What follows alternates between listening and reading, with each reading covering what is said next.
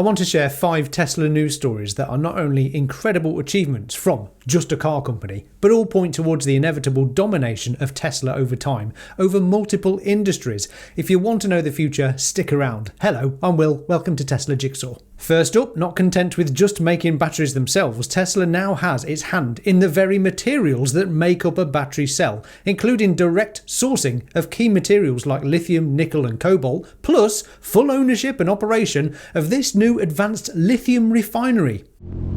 This refinery is the first spodumene to lithium hydroxide refinery in North America. We're deploying a new technology platform that is inherently much more environmentally friendly and cleaner. It's a simpler process. It's a less expensive process. I'm Jason Bevan. I'm the site manager for Tesla's Gulf Coast Lithium Refinery, just outside of Corpus Christi, Texas.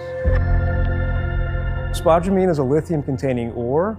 It's a hard rock material that is rich in lithium. We sustainably source spodumene and bring it to site, where we then run it through a series of conveyance systems, take it through a kiln and cooler. From there, we take it through an alkaline leach and additional purification steps, take it into crystallization and produce battery-grade lithium hydroxide. Our process is more sustainable than traditional methods and eliminates hazardous byproducts and instead produces a co-product named analcyme used in concrete mixes. From breaking ground in 2023 to running rot through the kiln in 2024 to start a full integrated plant startup now in 2025, we've achieved the fastest time to market for this first of its kind technology. By removing many of the traditional stage gate hurdles seen in large projects, we were able to complete feasibility, design, and construction in parallel, significantly accelerating our construction timeline. This refinery really enables us to have access to the critical minerals for energy storage, for battery manufacturing, and ultimately for EV growth. And it enables us to accelerate Tesla's mission by regionalizing supply chains for battery minerals and materials, by providing jobs, by cutting emissions from the transportation network that's required for those supply chains. It really allows us to usher in energy independence for North America.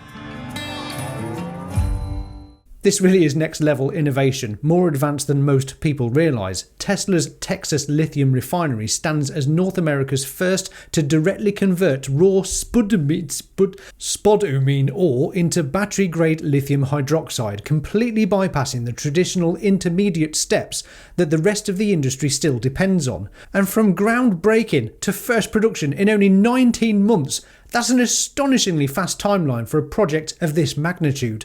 Not only that, the process is also significantly cleaner. It eliminates hazardous sodium sulfate waste and as a bonus produces a valuable byproduct that can be used in concrete production. I'm going to have to find a lithium expert to speak to. This is so exciting. At full capacity, this single facility will supply enough lithium for over 500,000 electric vehicles per year, directly challenging China's roughly 60% dominance in global lithium refining. One of the EV industry's most critical supply chain bottlenecks just received a massive upgrade.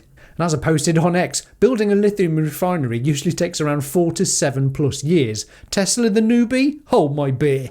So just like the supercharger network and battery facilities, where are all the other car manufacturers' lithium refineries? They ain't paying attention to this sort of stuff, are they?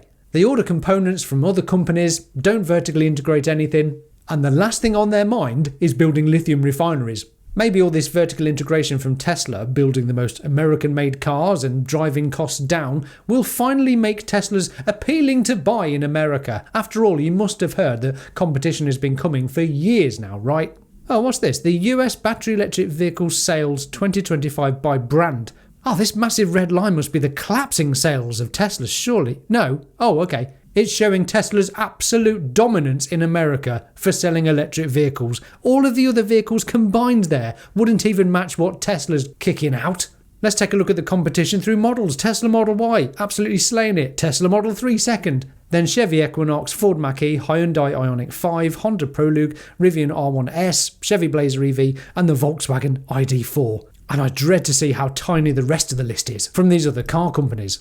As Lars from Best in Tesla puts it, the competition has been coming for Tesla for a long time, but they're apparently still stuck in traffic.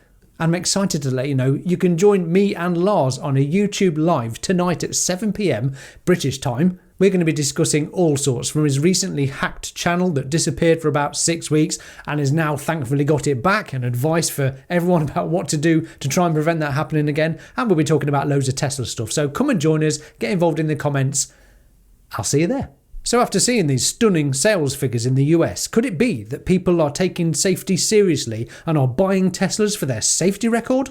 Euro NCAP named the Model 3 the safest large family car and the Model Y the top small SUV based on 2025 tests, with standout scores in child protection up to 93% and safety assists reaching 92%. Euro NCAP highlights Tesla's strong structure and features like distraction detection. As always with Tesla, safety comes first. No disgraceful charging extra for airbags as Volkswagen and others still do. Just maximum efforts to keep you and other road users as safe as possible. And that's before the rollout of fully autonomous cars, which will necessarily have to be safer than a human in order to operate. As always, it's fun to watch these crash compilations and physics in action. I'll link the full video in the comments. Next up, is this story a sign that Tesla edges closer to autonomy as a service? Tesla ends one-time FSD payments. Elon posts Tesla will stop selling FSD after February the 14th. FSD will only be available as a monthly subscription thereafter. It's ruffled some feathers, this one. Currently, buyers can pay $8,000 upfront for permanent access or subscribe monthly for $99 in the US. After the deadline, FSD will only be available as a recurring monthly subscription. Existing owners who already bought it outright keep their lifetime access, but new buyers or those that want to upgrade later will have to pay ongoing fees for the latest FSD versions and updates. This shift moves Tesla further towards a software-as-a-service model for advanced features, ensuring steady recurring revenue while users always get evolving capabilities. The post has massive views and quotes, but the tone feels like a subscription fatigue explosion, really. Clearly lots of people like to own things and not subscribe endlessly to them, but I get why they're doing it. Let me know how you feel about the end of one-time payments. But however people get access to FSD, whether that be monthly payment for software as a service or summoning a cybercab to your door someday, the signs are strong that Tesla knows full well that the autonomous future is closer than we think. Here are some key reasons as to why Tesla has done this. Tesla is betting on recurring revenue from a rapidly improving product rather than one-time sales. This makes sense only if they expect FSD to become far more valuable soon, approaching unsupervised capability, as subscriptions align with ongoing software advancements and future robotaxi network usage. Then there's the cybercab production, starting in April 26. Tesla is committing to mass produce a dedicated robotaxi with no steering wheel and pedals, purpose-built for autonomy. They wouldn't ramp production without confidence that unsupervised FSD will be ready or very close in the coming months. Regulatory approvals and safety validation permitting, of course, of which I've discussed at length in other videos like this one. And then there's the rapid FSD progress. You might have noticed that version 14 is vastly improving and has now even won awards for the best driver assistance systems. Real-world data shows massive mileage accumulation, billions of miles, edge case handling and safety gains.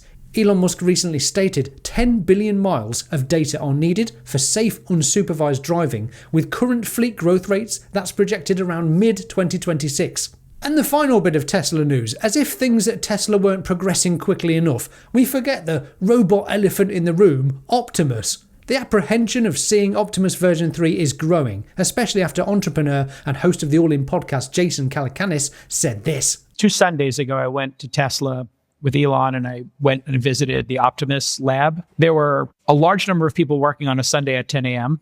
Yeah. And I saw Optimus 3. I can tell you now, nobody will remember that Tesla ever made a car. They will only remember the Optimus and that he is going to make 1 billion of those. And it is going to be the most transformative technology product ever made in the history of humanity. Because what LLMs are going to enable those products to do is understand the world and then do things in the world that we don't want to do. Yeah. I believe it'll be a 1-to-1 ratio of humans to Optimus, and I think he's already won. And the whole Tesla community is pretty excited about Optimus production starting this year because it marks the transition from prototypes to scalable manufacturing of a general-purpose humanoid robot that Elon Musk calls potentially the biggest product ever, capable of performing repetitive, dangerous or boring tasks at a projected cost of $20,000 to $25,000 per unit, opening the door to massive economic impact through labour transformation, factory automation, household assistance, and ultimately trillions in long-term value as Tesla ramps towards multi-unit production lines. What are you most excited for? Share your frustrations or excitement below. Quite frankly, there's so much good Tesla news, I'm having trouble to keep up. But if you enjoy following Tesla's journey as it transforms our world for the better, subscribe to Tesla Jigsaw and I'll keep you up to date. Way more content over on patreon.com/Tesla Jigsaw. Your support there is most welcome. And here's a video YouTube knows that you'll love next. Test that theory for me, would you? I'm Will, this is the Tesla Jigsaw. Thank you, Patrons. Thanks for watching. Bye for now.